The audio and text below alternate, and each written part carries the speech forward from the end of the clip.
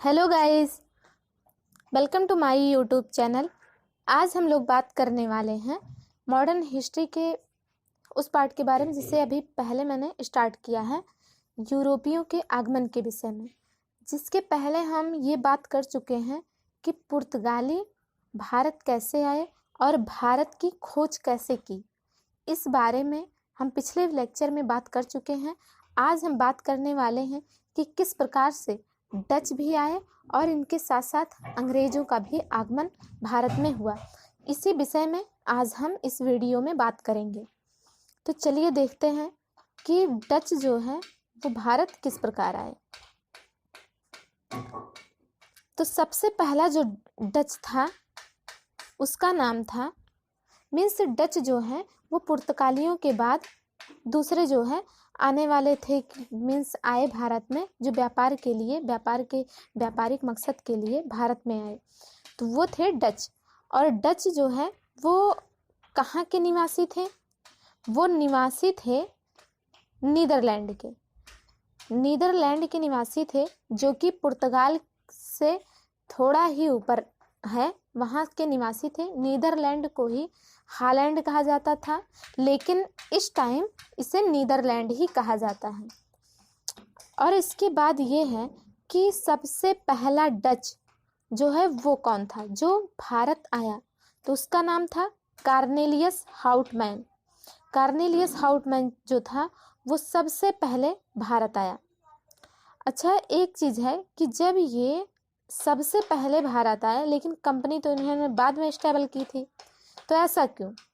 तो ऐसा इसलिए कि जब कार्नेलियस हाउटमैन 1595 से 96 ईस्वी में आया था तो इसे बहुत ज़्यादा इंटरेस्ट नहीं आया। इसके बाद जो है जब 1602 ईस्वी में पुनः डच कंपनी आती है, तब इन्होंने इंटरेस्ट लिया इंडिया में व्यापार करने में। इसके पहले ये अदर जो है पूर्वी इलाकों में व्यापार करते थे, लेकिन भारत से व्यापार नहीं, ये आ तो गए थे पहले, लेकिन इन्हें इंटरेस्ट नहीं आया, इसलिए ये व्यापार नहीं किए। व्यापार सबसे पहले कौन स्टार्ट किया? तो पुर्तगालियों के बाद अंग्रेज, फिर अंग्रेजों के बाद इन्होंने अपनी कंपनी स्टेबल की। इसके बाद इन्होंने व्यापारिक क्रियाकलाप यहाँ से स्टार्ट किया। ये हो गया आपका, पुर्तगालियों के बाद आए। और इन्होंने भारत का दौरा कितनी बार किया था? तो भारत का दौरा 15 बार किया था। और जब ये दूसरी बार आए तो 1602 ईस्वी में डच जो है वो दूसरी बार भारत में आए। इसके बाद जो डचों की पहली फैक्ट्री थी वो कहाँ पे स्टेबल की गई? मसूलीपट्टनम। मसूलीपट्टनम आपको पता है कि कहाँ है? मीन्स ये है इंडिया के दक्षिण भाग के, मीन्स पूर्वी क्षेत्र में, पूर्वी इलाके में ये मसूलीपट्टनम है। मसूलीपट्टनम, यनम, विशाखापट्टनम ये सब पास पास में ही हैं। तो मसूलीपट्टनम में 1605 ईस्वी में इन्होंने पहली फैक्ट्री अपनी स्टेबल की। और इसके जो डचों के पहले गवर्नर थे उनका नाम है बिर्निच वो। बिर्निच वो जो थे वो डच के पहले गवर्नर थे, सबसे पहले इंडिया में जो आए हुए सबसे पहले गवर्नर थे। और एक चीज़ है कि डच जो थे वो चंद्रगिरी के जो राजा थे उनके साथ समझौता करके एक फैक्ट्री बनाई, जो कि कहाँ पे स्टेबल थी? वो पुलिकट में। और पुलिकट में ही इन्होंने स्वर्ण सिक्के की ढलाई की, जिसे जो है पैगोडा भी कहा जाता है। ये क्वेश्चन बहुत ही इम्पॉर्टेंट है एग्जाम की दृष्टि से, इसीलिए इसे बिल्कुल भी भूलिएगा नहीं। पैगोडा यानी कि स्वर्ण सिक्का, जिसे किसने ढलाया? डचों ने। और कहाँ पर? पुलिकट में। पुलिकट कहाँ पर है? तो ये भारत के दक्षिणतम पार्ट में पूर्वी इलाके में है, मीन्स जो पूर्वी तट है वहां पर है। तो नेक्स्ट हम देखते हैं। हाँ, अब यहाँ पर देखिए मैप भी आ गया। अब मैप में आप देख लीजिए कि मछलीपट्टनम या मसूलीपट्टनम कहाँ पर है? ये यहाँ पर है, मीन्स इस इलाके में। और पुलिकट अच्छा यहाँ पर नहीं है, पुलिकट यहाँ कहीं पर पुलिकट है। तो आपको समझ में आ रहा होगा कि ये है मीन्स पूर्वी इलाका, पूर्वी जो है ये तट है, और ये पश्चिमी तट है। सूरत, कोचीन, कराईकल, नागापट्टनम, पुलिकट, ये है पुलिकट। पुलिकट यहाँ पर है। यहाँ पर इन्होंने कब अपनी फैक्ट्री बनाई थी? 1610 ईस्वी में। और सूरत में कब बनाई थी? 1616 में जो है सूरत में बनाई थी। अच्छा, एक चीज़ और है कि इन्होंने जहाँ पर जो है वो चंद्रगिरी के राजा के साथ समझौता करके वहाँ पर अपना पुलिकट में एक फैक्ट्री की स्थापना की और इसे ही अपना मुख्यालय बनाया था। यहीं पर इन्होंने किस चीज़ की ढलाई की थी? स्वर्ण सिक्कों की, जिसे क्या कहा जाता है? पैगोडा। तो चलिए आगे देखते हैं। इतना हो गया। इससे संबंधित हम कुछ एमसीक्यू कर लेते हैं जो कि एग्जाम की दृष्टि से बहुत ही ज़्यादा इम्पॉर्टेंट होते हैं। तो सबसे पहला हमारा जो क्वेश्चन है वो है, डचों ने भारत में किसके व्यापार पर बल दिया? तो डचों ने किसके व्यापार पर बल दिया? एक चीज है कि डच जो है जब भारत आए तो इन्होंने सबसे ज्यादा किस पर बल दिया? कपड़ों के व्यापार पर। इन्होंने मसालों के व्यापार में इंटरेस्ट नहीं लिया। अन्य सामान का कोई मतलब नहीं, इनमें से कोई नहीं का मतलब नहीं। तो सबसे ज्यादा इन्होंने किस पर व्यापारिक बल दिया? वो था कपड़ों पर इन्होंने सबसे ज्यादा बल दिया। मीन्स भारत से वस्त्र निर्यात का श्रेय ये किसको जाता है? डचों को। वस्त्र निर्यात का श्रेय डच को जाता है। नेक्स्ट क्वेश्चन, डच कहाँ के निवासी थे? ये तो आपको सभी को पता होगा कि डच कहाँ के निवासी थे? डेनमार्क? नहीं, डेनमार्क के निवासी नहीं थे। डेनमार्क के निवासी कौन थे? डेनमार्क के निवासी थे डेनिस। और स्पेन के निवासी कौन थे? स्पेन से तो कोलंबस जी निकले और ये आना चाहते थे भारत, लेकिन ये चले कहाँ गए? चले गए अमेरिका। मीन्स इनको आना चाहिए था पूरब में और ये चले गए पश्चिम में। वहीं से खोज हो जाती है अमेरिका की। तो ये भी नहीं हो सकते। पुर्तगाल से तो वास्को डी गामा जी आए थे जिन्होंने इंडिया की खोज की। और इनके बाद कौन आया? डच। तो डच कहाँ के निवासी थे? नीदरलैंड, जिसे पहले क्या कहा जाता था? हॉलैंड। और नीदरलैंड को ही अब ऑफिशियल जाना जाता है। मीन्स ऑफिशियल नाम इसका नीदरलैंड ही है, हॉलैंड का। तो नेक्स्ट क्वेश्चन देखिए, इसके बारे में हमने कई बार चर्चा किया। ये बहुत इंपॉर्टेंट क्वेश्चन है जो कि लगभग वनडे एग्जाम में सभी जगह पूछे जाते हैं कि स्वर्ण सिक्का पैगोडा किसने शुरू किया? स्वीडिश ने शुरू किया। किसने शुरू किया? स्वीडिश, फ्रांसीसी, पुर्तगाली? भाई पुर्तगालियों ने तो कोई सिक्कों की ढलाई नहीं की। डच? हाँ, तो डचों ने की थी। और डचों ने कहाँ की थी? जब इन्होंने चंद्रगिरी के राजा से समझौते के तौर पर पुलिकट में एक फैक्ट्री स्टेबल की, तो वहीं पर पुलिकट में ही इन्होंने क्या किया? स्वर्ण सिक्कों की ढलाई। किस चीज की ढलाई की? स्वर्ण सिक्कों की, जिसे क्या कहेंगे हम? पैगोडा। यानी अगर आपको ये मिले कि पैगोडा किसे कहते हैं तो भी आपका उत्तर क्या होगा? स्वर्ण सिक्का। अब आगे हम देखते हैं ईस्ट इंडिया कंपनी, यानी डचों के बाद कौन आए? तो अंग्रेज आए। अच्छा, अंग्रेज आए, अंग्रेज लेकिन आए कब? तो अंग्रेज आए 1608 ईस्वी में। लेकिन इस कंपनी की जो कागजी कार्यवाही थी या जो कंपनी बनी, ये कब बनी थी? ये 31 दिसंबर 1600 ईस्वी में बन गई थी। और ये बनी कहाँ थी कंपनी? लंदन के ब्रिटेन में ये कंपनी 31 दिसंबर 1600 ईस्वी को बन चुकी थी। और 15 वर्ष की लीज पर, मीन्स 15 वर्ष की इसे अनुमति दी गई। और ये अनुमति किसने दिया? एलिजाबेथ ने। और किस लिए अनुमति दिया? तो व्यापार करने के लिए इसे 15 वर्ष की छूट दी गई कि आप जाओ भैया पूर्वी क्षेत्र में और खुलकर व्यापार करो, कोई रोक नहीं है, कोई टोक नहीं है, आराम से मजे से अपना व्यापार करो, लेकिन सिर्फ 15 वर्ष के लिए। आगे इसे अनिश्चित काल तक किसने बढ़ाया? भाई 15 वर्ष तक तो अंग्रेज इंडिया में रहे नहीं, इन्होंने तो अपना पूरा कब्जा ही जमा लिया था। तो इसलिए इस टाइम को, जो कंपनी की टाइम लिमिट थी, उसे किसने बढ़ाया? ये क्वेश्चन भी बहुत ज़्यादा इम्पोर्टेंट है, तो इसे ध्यान में रखिएगा। किसने बढ़ाया? James first. जेम्स फर्स्ट ने जो है इसे अनिश्चित काल के लिए बढ़ा दिया। अच्छा, जब ये कंपनी बनी, ईस्ट इंडिया कंपनी जब बनी, तो इसका नाम क्या था? मीन्स ये किस नाम से बनी? तो इसका पहले नाम था the governor and company of merchants of London trading into the East Indies. ये जो पूर्वी इलाका था, मीन्स जो हमारा ये India, Malaysia, Java, Malacca, Sumatra, ये सब एरिए, मीन्स जो ये स्पाइसलैंड टाइप के एरिए थे, इन सभी को पहले क्या कहा जाता था?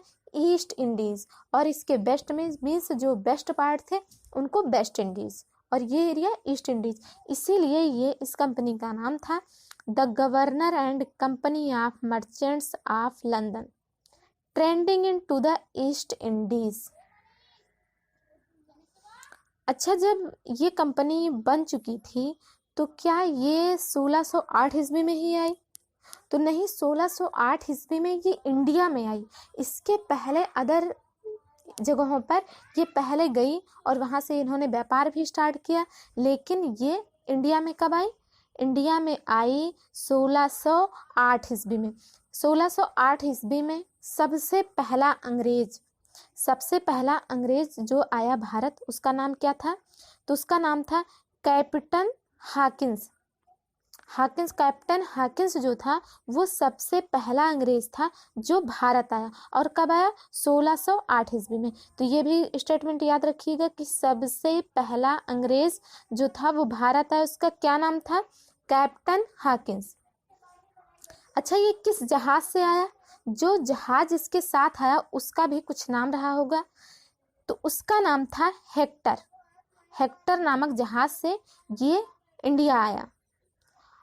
और एक चीज़ है कि उस टाइम पे मुगल शासन चल रहा था 1608 ईस्वी में, लेकिन उस टाइम पे किसकी जो है वो शासनकाल थी? तो वो थी जहांगीर।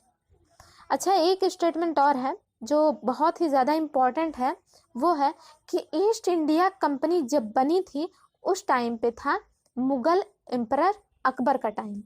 मीन्स वो अकबर के टाइम पर बनी थी, लेकिन जो है वो मीन्स आई कब? आई अंग्रेजों के टाइम पर। अरे मीन्स जहांगीर के टाइम पर। जो अंग्रेज आए वो कब आए? जहांगीर के टाइम पर। अच्छा, इनका आगमन कब हुआ? तो आगमन मैंने पहले भी बता दिया है कि डचों के बाद, मीन्स इंडिया में ये डच के बाद आए। तो ये जब जहांगीर के दरबार में आया तो उनसे कन्वर्सेशन इस माध्यम से कर पाया कि उसे भी तुर्की भाषा आती थी। और मुगल काल में क्या था कि मुगल में 2-3 भाषाएं चलती थी, जैसे तुर्की, अरबी, फारसी। तो इस तरीके से उसे तुर्की भाषा पता थी। तो जब उसे लैंग्वेज आ रही है तो उसे बात करने में आसानी होगी, जिसकी वजह से वो उनसे सिफारिश कर पाया कि मैं जो है एक फैक्ट्री स्टेबल करना चाहता हूँ। कहाँ पर? सूरत में। अच्छा, बात फंसी कि भाई सूरत में हम एक फैक्ट्री स्टेबल करना चाहते हैं। तो जहांगीर साहब ने इन्होंने अनुमति तो दे दी कि भाई आप 1608 ईस्वी में ही इन्होंने अनुमति दे दी कि भाई आप सूरत में जो जाकर अपनी फैक्ट्री खोल सकते हैं और व्यापार मज़े से कर सकते हैं। लेकिन वहीं पर क्या हुआ? प्रॉब्लम ये आ गई कि आ गए पुर्तगाली। मीन्स पुर्तगालियों को वर्चस्व तो था ही। तो जब पुर्तगाली आ गए तो पुर्तगाली की वजह से उन्होंने जो है सूरत में जब फैक्ट्री बनना स्टार्ट कर दी तो उन्होंने कर दिया मना कि भाई ये फैक्ट्री अब आगे नहीं बनेगी। और उस टाइम पर 1608 ईस्वी में, उस टाइम पर तो अंग्रेज अभी आए ही थे, इसीलिए सबसे ज़्यादा बोलबाला किसका था? तो सबसे ज़्यादा बोलबाला था पुर्तगालियों का। इन्हीं का सबसे ज़्यादा वर्चस्व था। तो इन्होंने जब कर दिया मना, तो फिर इसके बाद क्या हुआ, ये फैक्ट्री 1608 ईस्वी में जो बन रही थी ये यहीं पर आधे में ही रुक गई। अब इसके बाद फिर इन्होंने क्या किया, अंग्रेज जो थे उन्होंने क्या किया कि फैक्ट्री जब बनना स्टार्ट हुई तो इन्होंने भाई वहाँ से छोड़ दिया। इसके बाद 1613 ईस्वी में ये क्या करते हैं कि आकर, मतलब 1611 ईस्वी में, 1611 ईस्वी में क्या करते हैं कि यहाँ आकर मसूलीपट्टनम में सबसे पहली फैक्ट्री अपनी स्टैबल कर लेते हैं। तो इस तरीके से जो सबसे पहली फैक्ट्री बनना स्टार्ट हुई वो कहाँ बनना स्टार्ट हुई, सूरत में, और 1608 ईस्वी में। लेकिन ये पूरी नहीं हुई है, लेकिन जो पूरी हुई फैक्ट्री वो मसूलीपट्टनम में सबसे पहले कहाँ बनी, मसूलीपट्टनम में 1611 में कंप्लीट हो गई। तो इस तरीके से, लेकिन ये भी आगे फैक्ट्री बनती है 1608 के बाद 1613 ईस्वी में ये फैक्ट्री भी पूरी होती है। मीन्स जब 1600, यहाँ पर एक घटना और घटती है जिसके बारे में हम आपको बता दें कि होता ये है कि स्वाली में कैप्टन मिडल्टन ने 1611 ईस्वी में, 1611 ईस्वी में स्वाली में कैप्टन मिडल्टन ने ये क्या करते हैं कि भाई पुर्तगालियों के एक बेड़े को पराजित कर देते हैं। तो पुर्तगाली जहाजी बेड़ा जब पराजित हो जाता है तो इससे भाई जहांगीर साहब को इनको आ जाता है कॉन्फिडेंस कि भाई अब तो टक्कर लेने वाला कोई पुर्तगालियों से आ गया है, यानी कि अब कौन टक्कर लेगा, अब अंग्रेज लेंगे टक्कर, किससे, पुर्तगाली से। तो इन्होंने फिर से 1611 ईस्वी में जो फैक्ट्री आधे में रुकी हुई थी उसे पूरी करने की दे दी अनुमति। अब जब इन्होंने अनुमति दे दी तब वो फैक्ट्री 1611 ईस्वी में बनकर हो जाती है पूरी। तो इसलिए सबसे पहली फैक्ट्री जो बनी, जो बनना स्टार्ट हुई वो सूरत में, लेकिन जो बनकर तैयार हुई वो मसूलीपट्टनम में। और 1611 ईस्वी में जब ये बन गई तो 1613 ईस्वी में सूरत में जो कंपनी आधे में रुक गई थी वो भी पूरी बन जाती है। मीन्स उसे भी पूरा बना दिया जाता है और वहाँ पर भी पूरा कार्यकारी प्रणाली होने लगती है। मीन्स जो इनका मुख्यालय बनता है वो सूरत भी बना दिया जाता है। तो अब हम आगे देखते हैं कि आगे क्या होता है। अच्छा, ये अंग्रेज़ जो है, जब इन्होंने अपना भाई मीन्स सब कुछ फैक्ट्री भी बना ली, व्यापार भी अच्छे से होने लगा, तब धीरे धीरे इनकी नीति तो बदलने लगी थी। लेकिन उसी बीच क्या होता है कि अंग्रेज जो थे इन्होंने 1651 ईस्वी में, मीन्स उस टाइम किसका टाइम था, औरंगजेब का। किसका टाइम था उस टाइम पे, औरंगजेब का। औरंगजेब का टाइम था 1651 ईस्वी में। तो इन्होंने सोचा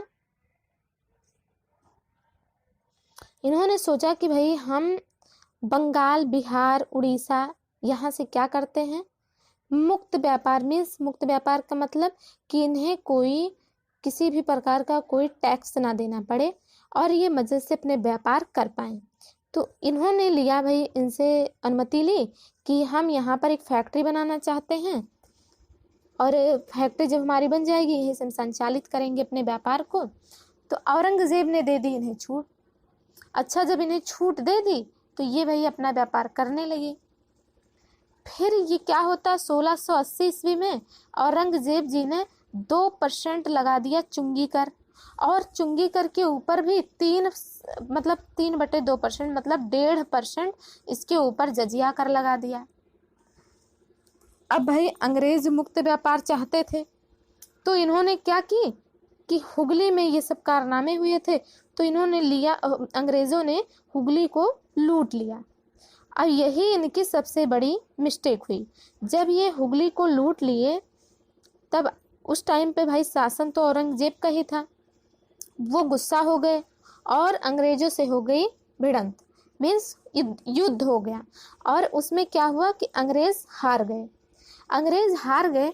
तो ये भागकर हुगली के किनारे ही एक द्वीप था जिसका नाम था ज्वार द्वीप, वहाँ जाकर पहुँच गए।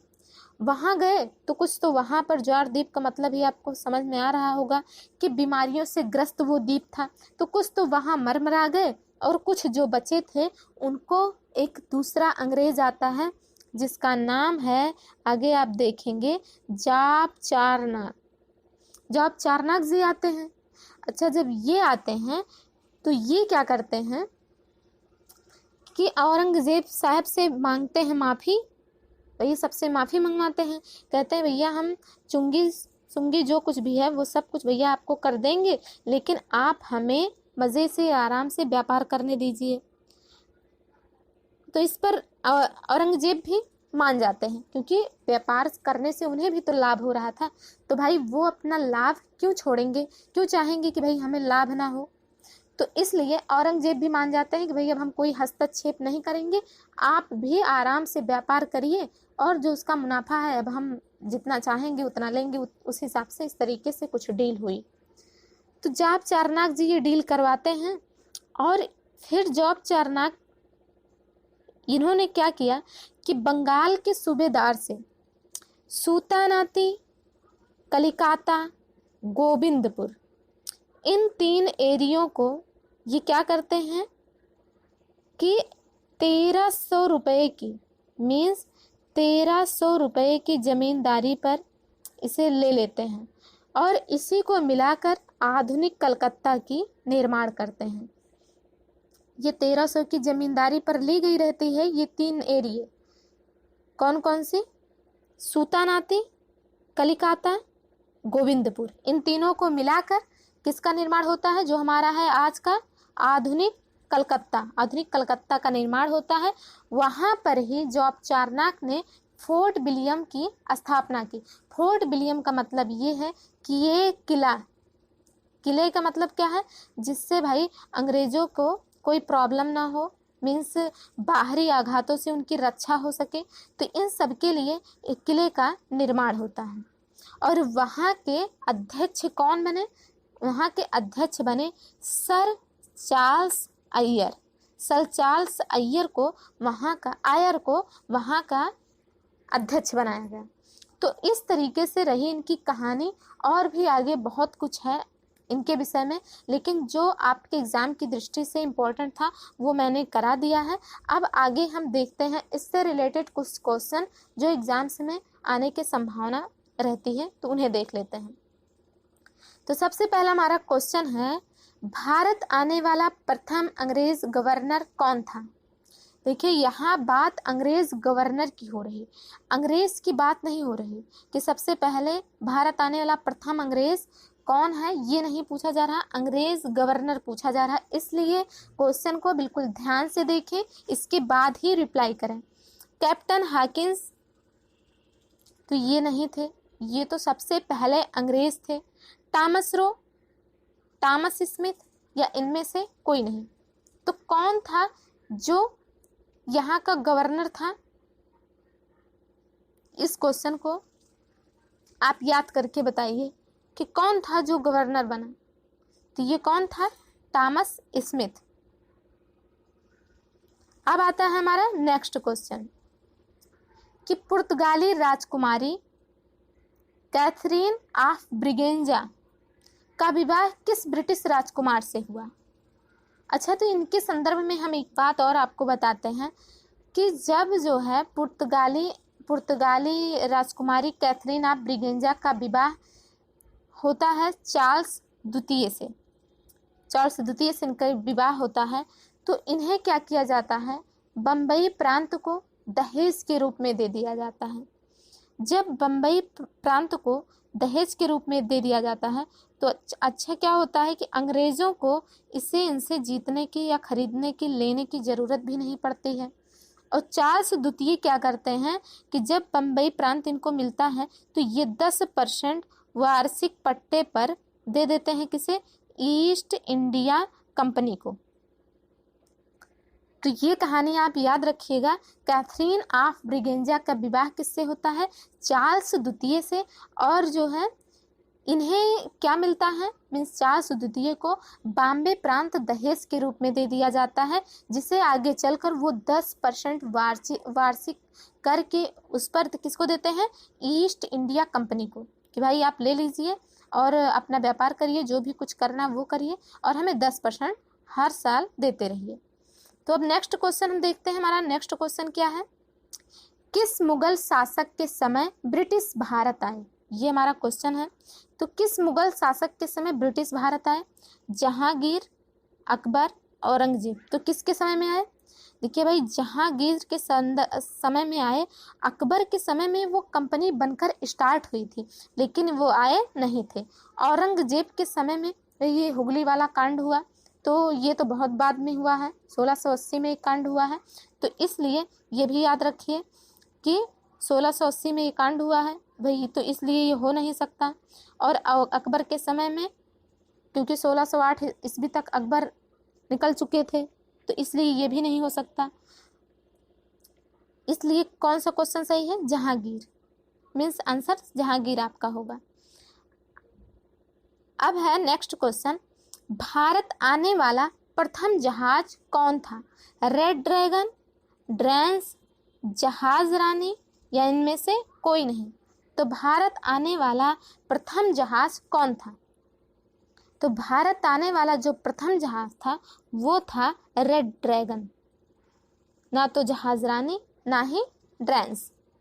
मीन्स और एक चीज़ और है कि सबसे मतलब जो कैप्टन हाकिंस जो सबसे पहले अंग्रेज भारत आए, उनके साथ कौन सा वो आया था जहाज? वो था, उसका नाम हेक्टर। तो ये क्वेश्चन भी आप याद रखिएगा। तो अब हम करते हैं यहीं पर एंड इस सेशन का। और अगर आपको ये वीडियो अच्छा लगे और इम्पोर्टेंट